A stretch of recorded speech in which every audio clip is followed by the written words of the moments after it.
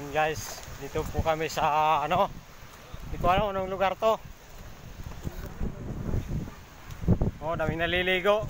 Pero sabi daw nila guys, yung ano yan, likod ng bundok, ano daw yan, baler. Maganda nga yung bundok nila dito kasi ano eh, may kulambo. Oh, nakita nyo yan, may kulambo. Kasi malalaki daw. Oh. May nakausap nga ako taga rito, kaya nilagyan ng kulambo. Kasi malalaki daw yung lamok. Yan. Oh, dami naliligo dito guys, oh. Oh. Dami, oh. Ayan, oh. Yan. Punta kaya tayo sa dulo, boy. Yan. Pero sabi nila, yung tubig na yan, galing daw ng ano, baler.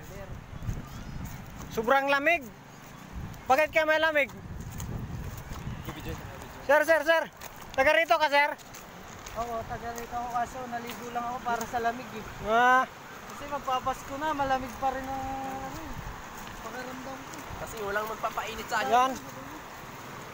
Yan guys, oh. Daming naliligo. Kagandaan kasi dito guys, ano siya, open. Open siya, kaso lang ano, medyo bato-bato, ganun talaga yan. Yan. Yan. Dulo! Pakita mo dyan sa may ibaba kami ng tulay ngayon guys. Yan. Tingnan mo yan, oh. Yan. Tabing ano lang to, tabing kalsada, highway. Di ko alam kung anong highway yan. Basta yun na yun. Isa pong ginagawa na ano, Yan. dam.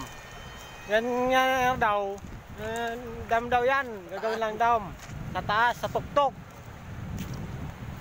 Oh, nakikita nyo yung mga sasakyan. Oh, yan. Makyat.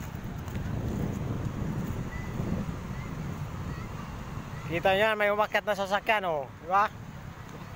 Gumagapang. So, may gumagapang na sasakyan.